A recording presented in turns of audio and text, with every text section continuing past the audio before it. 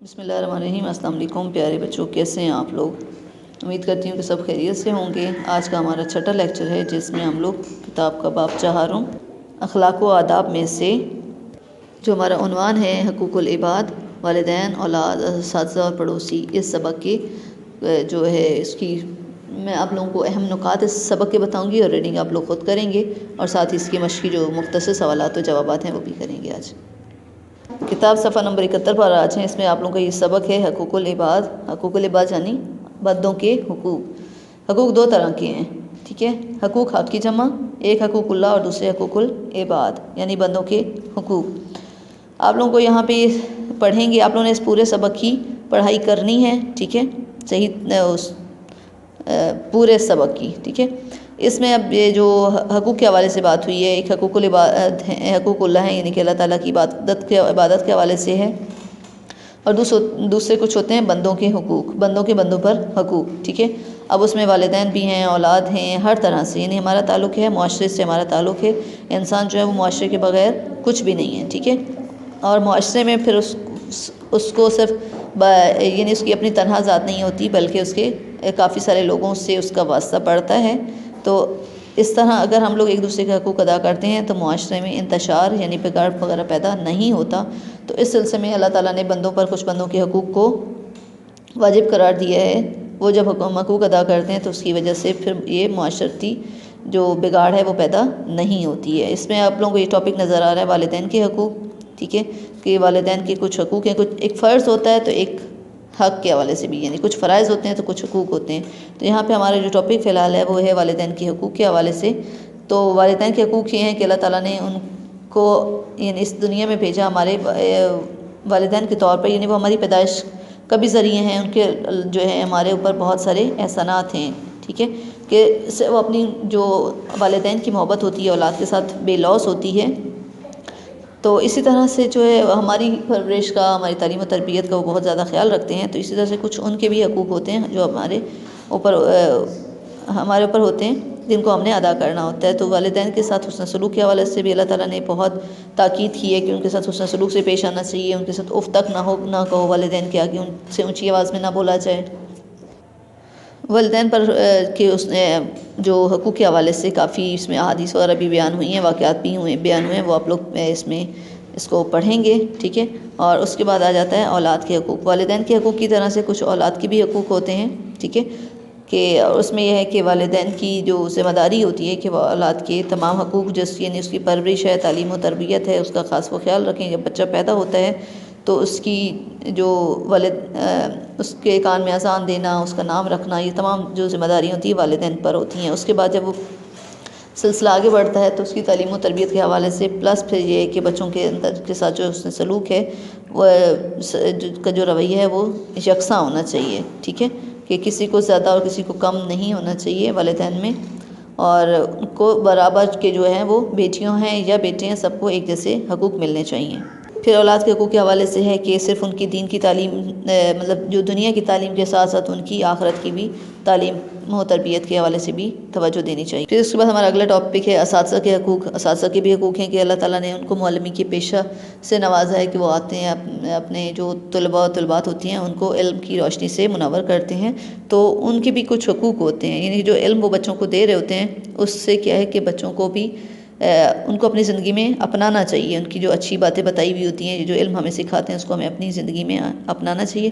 پھر یہ کہ اساتذہ کے ساتھ ہمیں تواضع اور انکساری کے ساتھ عاجزی اور انکساری سے پیش آنے چاہیے، ٹھیک ہے؟ ان کی قدر کرنی چاہیے، جو وہ کہیں ان کی بات پر عمل کرنا چاہیے۔ اور پھر اس کے بعد ہمسائے کے سلوک آ جاتے ہیں۔ ہمسائے بھی وہ لوگ ہیں یعنی جو ہمارے آس پاس رہنے والے لوگ ہوتے ہیں ان کو ہمسائے پڑوسی کہا جاتا ہے۔ ان کے بھی اس کے ساتھ حسن سلوک کے حوالے سے کافی قرآن مجید میں یعنی جہاں والدین کے حقوق کا ذکر ہوا ہے حسن سلوک کے ساتھ، اسی طرح سے پڑوسیوں کے حقوق کے بارے میں بھی ہے کہ ان کے ساتھ حسن سلوک کیا جائے، کیونکہ یہ وہ لوگ ہوتے ہیں کہ جب ہم یعنی آس پاس رہنے والے ہوتے ہیں، جب ہمارے رشتہ دار وغیرہ ہمارے قریب نہیں ہوتے تو سب سے پہلے ہمارے دکھ درد میں جو شریک ہونے والے ہوتے ہیں وہ لوگ ہمارے ہمسائے ہی ہوتے ہیں۔ تو پڑوسیوں کے حقوق کے بارے میں نبی کریم صلی اللہ علیہ وسلم کی ایک حدیث ہے کہ وہ بیان کرتے ہیں کہ جبرائیل امین جو ہیں وہ پڑوسیوں کے حقوق کے بارے میں اتنی زیادہ مجھے تاکید کی۔ رسول پاک صلی اللہ علیہ وسلم کا فرمان ہے کہ مجھے محسوس ہوا کہ پڑوسیوں کو وراثت میں بھی حصہ دار بنا دیا جائے گا، ٹھیک ہے۔ تو یہ ہے کہ جب پڑوسیوں کے ساتھ ہمارے تعلقات اچھے ہوتے ہیں تو اس کی وجہ سے جو معاشرے کا ماحول ہے اس میں بھی مطلب ایک اچھا ماحول رہتا ہے، اس میں محبت کی فضا قائم ہوتی ہے، ٹھیک ہے۔ اور اس کے بعد پھر اب ہم لوگ اس کے جو مشقی مختصر سوالات ہیں اس کی طرف آتے ہیں۔ یہ مختصر سوالات ہیں، ان کو ہم کاپی پہ کریں گے۔ اس سے پہلے آپ لوگ جو سوال نمبر 4 ہے درست جواب کی نشاندہی کریں۔ بندوں میں نمبر 1 ہے، بندوں میں سب سے زیادہ حسن سلوک کے حقدار کون ہیں؟ بیوی، بچے، والدین یا ہمسائے؟ تو اس میں والدین، ٹھیک ہے۔ اس کے بعد نمبر 2 ہے، کون لوگ مل کر اچھا معاشرہ بنا سکتے ہیں؟ اساتذہ، اچھے پڑوسی یا اچھے والدین؟ تو اس میں اچھے پڑوسی اس کا آپ لوگ درست جواب ہوگا، لگا لیجیے۔ اس کے بعد نمبر 3 پہ اولاد کا عقیقہ کس دن کر دینا چاہیے؟ 7ویں، 8ویں یا 9ویں دن؟ تو 7ویں دن اولاد کا عقیقہ کرنا چاہیے۔ نمبر 4 پہ ہے، بچوں کو کس عمر میں نماز کا حکم دینا چاہیے؟ 5 سال، 7 سال یا 9 سال؟ تو 7 سال کی عمر میں۔ اس کے بعد سورہ نساء نمبر 5 پہ آتا ہے، سورہ نساء کی آیت نمبر 36 میں کس چیز کا ذکر ہے؟ تو زکوٰۃ کا، حج کا یا حسن سلوک کا؟ اس میں حسن سلوک کا ذکر ہے۔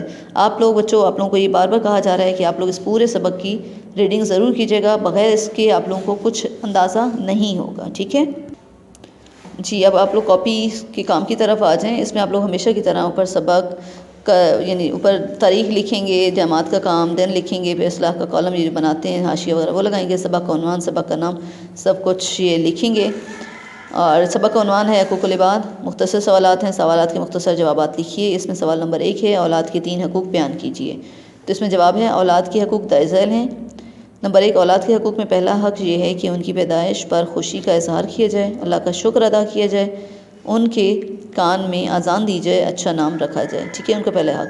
اس کا دوسرا حق، یہ ویسے تو کافی سارے حقوق ہیں، ہم نے صرف 3 کا سوال میں ذکر ہے، اس کے ہم نے مطابق جواب دے رہے ہیں۔ اس کا نمبر 2 ہے، اولاد کا حق یہ ہے کہ سب بچوں کے ساتھ یکساں سلوک روا رکھا جائے اور کسی کو ایک دوسرے پر فوقیت نہ دی جائے، فوقیت یعنی اہمیت زیادہ نہ دی جائے۔ نمبر 3 ہے، اولاد کا حق ہے کہ ان کی دنیا بہتر بنانے کی فکر کے ساتھ ساتھ ان کی آخرت کا خیال بھی رکھا جائے۔ اس کے بعد سوال نمبر 2 ہے، بحیثیت طالب علم آپ پر کیا ذمہ داریاں عائد ہوتی ہیں؟ اس کا جواب ہے، بحیثیت طالب علم ہماری ذمہ داری یہ ہے کہ اساتذہ کی قدردانی کریں اور ان کے ساتھ عاجزی و انکساری سے پیش آئیں۔ جب وہ بات کریں تو ادب و احترام کے ساتھ ان کی بات سنی جائے، ان کے حکم پر عمل کیا جائے، ان کی سکھائی ہوئی باتوں کو اپنانے کی کوشش کی جائے۔